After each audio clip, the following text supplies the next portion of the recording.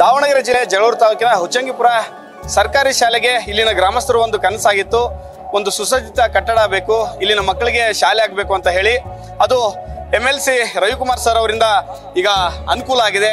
ಅವ್ರನ್ನೇ ಮಾತಾಡ್ಸೋಗೋಣ. ಈ ಬಗ್ಗೆ ನ್ಯೂಸ್ ಫಸ್ಟ್ ಕೂಡ ಹಿಂದೆ ವರದಿ ಮಾಡಿತ್ತು, ಅವರ ಗಮನಕ್ಕೂ ತರುವಂತ ಕೆಲಸವನ್ನ ಮಾಡಿತ್ತು. ಸರ್, ಹಿಂದೆ 2-3 ವರ್ಷಗಳ ಹಿಂದೆ ನ್ಯೂಸ್ ಫಸ್ಟ್ ಕರೆ ಮಾಡಿ ತಾವು ಇದರಲ್ಲಿ ಮಾತಾಡಿದ್ರಿ, ನೆನಪಿದೆ ಅಂತ ಅನ್ಕೋತೀನಿ ಸರ್. ಇಲ್ಲಿಗೆ ಭಾರಿ ಶಾಲೆ ಅವಶ್ಯಕತೆ ಇತ್ತು, ಭರವಸೆ ಕೊಡಲಿಲ್ಲ, ಶಾಲೆನೇ ಮಾಡಿದ್ದೀರಾ. ಏನ್ ಹೇಳ್ತೀರಿ ಸರ್? ನೋಡಿ, ಈ ಊರಿಗೆ ಈ ತರದ ಒಂದು ಶಾಲೆ ಮಾಡೋದಕ್ಕೆ ಈ ಊರೇ ನನಗೆ ಕಾರಣ. ಯಾಕೆ ಅಂತಂದ್ರೆ, ಈ ಊರಿನಲ್ಲಿ ನಾನು ಓದಿದ್ದೇನೆ, ಈ ಊರಿನಲ್ಲಿ ಬೆಳೆದಿದ್ದೇನೆ, ಈ ಊರಿನಲ್ಲಿ ನಮ್ಮ ಜನ ಕಷ್ಟಪಡೋದನ್ನ, ಮಕ್ಕಳು ಕಷ್ಟಪಡೋದನ್ನ ನಾನು ಕಣ್ಣಾರೆ ನೋಡಿದ್ದೇನೆ. ಹಾಗಾಗಿ ನಾನು ಇಂಥ ಒಂದು ಸ್ಥಿತಿನಲ್ಲಿರುವಾಗ ಒಂದು ಒಳ್ಳೆ ಸ್ಕೂಲ್ ಮಾಡದೇ ಇದ್ರೆ ದೇವ್ರು ಮೆಚ್ಚುತ್ತಿರ್ಲಿಲ್ಲ ನನಗೆ. ಆದ್ರಿಂದ ಈ ಊರಿನಲ್ಲಿ ಯಾವುದೇ ಒಳ್ಳೆ ಖಾಸಗಿ ಸ್ಕೂಲಿಗೆ ಕಡಿಮೆ ಇಲ್ಲದಂತೆ ಒಂದು ಒಳ್ಳೆ ಸ್ಕೂಲನ್ನು ನಮ್ಮ ಊರಿನ ಮಕ್ಕಳಿಗೆ ಮಾಡಬೇಕು ಅಂತ ಬಹಳ ದಿವಸದಿಂದ ನನಗೆ ಕನಸಿತ್ತು.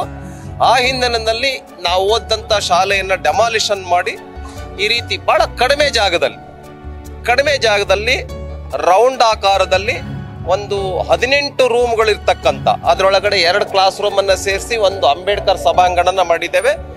ಓಪನ್ ಥಿಯೇಟರ್ ಮಾಡಿದ್ದೇವೆ, ಆಂಪಿ ಥಿಯೇಟರ್ ಮಾಡಿದ್ದೇವೆ. ಇದರೊಳಗೆ ನಾಟಕ, ನೃತ್ಯ, ಸಂಗೀತ ಇವೆಲ್ಲ ಬಯಲು ಆಕ್ಟಿವಿಟಿಗಳನ್ನ ಇಲ್ಲೂ ಕೂಡ ಮಾಡಬಹುದು. ಕಂಪ್ಯೂಟರ್ ಲ್ಯಾಬ್ ಇದೆ, ಗ್ರಂಥಾಲಯ ಇದೆ, 14 ಕ್ಲಾಸ್ ರೂಮ್ಗಳಿದಾವೆ, ಹೊಸ ಡೆಸ್ಕ್ಗಳಿದಾವೆ. ಬಹಳ ಒಳ್ಳೆ ಕಟ್ಟಡವನ್ನ ನಾವು ಕಟ್ಟಿದ್ದೇವೆ. ಇಷ್ಟೆಲ್ಲ ಕಟ್ಟಡ ಆಗೋದಕ್ಕೆ ಕಾರಣ ನಮ್ಮ ನಿರ್ಮಲಾ ಸೀತಾರಾಮನ್ ಅವರು ಹಣ ಕೊಟ್ಟಿದ್ದಾರೆ, 25 ಲಕ್ಷ. ಲೇಹರ್ ಸಿಂಗ್ ಸಿರಾಯ್ ಅವರು ಕೊಟ್ಟಿದ್ದಾರೆ, KC ರಾಮಮೂರ್ತಿ ಅವರು ಕೊಟ್ಟಿದ್ದಾರೆ, ಈರಣ್ಣ ಗಡಾಡಿ ಅವರು ಕೊಟ್ಟಿದ್ದಾರೆ, ಇವರೆಲ್ಲರೂ ಕೊಟ್ಟಿದ್ದಾರೆ. ನಾನು ಸ್ವತಃ 2,40,00,000 ನಾನು ಹಾಕಿದ್ದೇನೆ ನನ್ನ MLC ಫಂಡಿಂದ. ಒಟ್ಟಾರೆ ಸೇರಿಸಿ 3,05,00,000 ಹಣದಲ್ಲಿ ಇಷ್ಟೊಂದು ಒಳ್ಳೆ ಕಟ್ಟಡವನ್ನ ಕಟ್ಟಿದ್ದೇವೆ. ನಾನು ವಿನಂತಿಯನ್ನು ಮಾಡಿದ್ದೆ ನಮ್ಮ ಮಧು ಬಂಗಾರಪ್ಪನವರಿಗೆ, ಶಿಕ್ಷಣ ಸಚಿವರಲ್ಲಿ.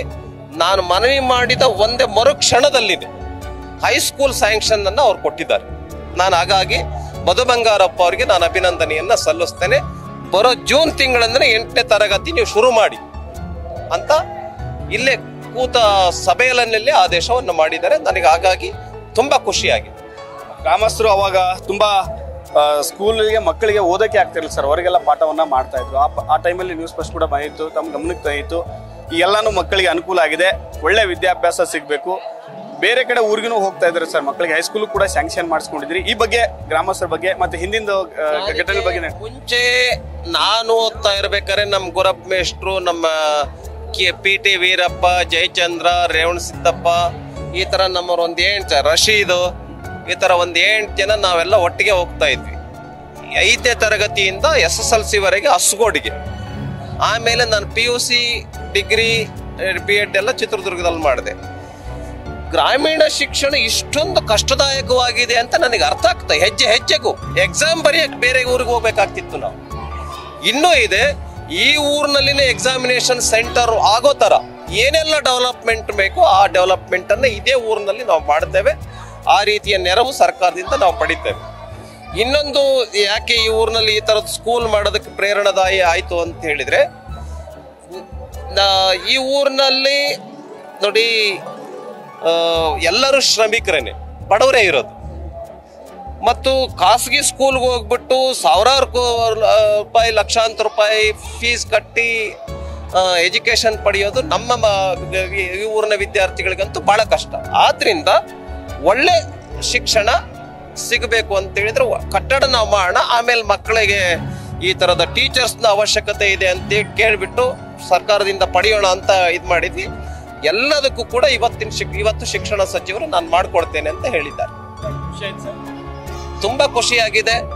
ನಮ್ಮ 8ನೇ ತರಗತಿ ಸ್ಯಾಂಕ್ಷನ್ ನೀವು ನಾಳೆಯಿಂದ ಆರಂಭ ಮಾಡ್ಬೋದು ಅಂತ ಅಂದಾಗ ನಮ್ಮ ಊರಿನ ವಿದ್ಯಾರ್ಥಿಗಳು, ನಮ್ಮ ಊರಿನ ಜನ ಬಹಳ ಖುಷಿಯನ್ನ ಪಟ್ಟರು. ಮತ್ತು ನಾನು ಇನ್ನೂ ಒಂದು ರಿಕ್ವೆಸ್ಟ್ ಮಾಡಿದ್ದೇನೆ, ಇನ್ನು ಕಂಪ್ಯೂಟರ್ ಲ್ಯಾಬು, ಫರ್ನಿಚರು, ಗ್ರಂಥಾಲಯ, ಆಟದ ಮೈದಾನ ಇವೆಲ್ಲದಕ್ಕೂ ನೆರವನ್ನ ಕೇಳಿದ್ದೇನೆ, ಕೊಡ್ತೀನಿ ಅಂತ ಹೇಳಿದ್ದಾರೆ. ತುಂಬಾ ಖುಷಿಯಾಗಿದೆ. ಇಷ್ಟು MLC ರವಿಕುಮಾರ್ ಅವರ ಮಾತು. ಏನು ಅವರು ಮುಂಚೆ ಮಾತನ್ನ ಕೊಟ್ಟಿದ್ರು, ಆ ಮಾತನ್ನ ನೆರವೇರಿಸುವಂತ ಕೆಲಸವನ್ನು ಮಾಡಿದ್ರೆ ಇದು ಅವರ ಹುಟ್ಟೂರಿಗೆ ಏನಾದರೂ ಒಂದು ಮಾಡಬೇಕು ಅಂತ ಹೇಳಿ ಅವರ ಕನಸಿತ್ತು. ಈಗ ಕನಸು ಸಾಕಾರ ಆಗಿದೆ. ಇನ್ನೂ ಸಾಕಷ್ಟು ಅಭಿವೃದ್ಧಿ ಕೆಲಸಗಳನ್ನ ಮಾಡ್ಬೇಕಂತ ಅನ್ಕೊಂಡಿದ್ದೀನಿ. ಅದನ್ನು ಮುಂದಿನ ದಿನಗಳಲ್ಲೂ ಕೂಡ ಮಾಡ್ತೀನಿ ಅಂತ ಹೇಳಿರುವಂತದ್ದು. ಕ್ಯಾಮರಾ ಪರ್ಸನ್ ಲೋಕೇಶ್ ಜೊತೆ Mahadev Viji, news first, Davanagere. News first ನಿರ್ಭೀತಿಯಿಂದ ನಿಮ್ಮ ಪರವಾಗಿ.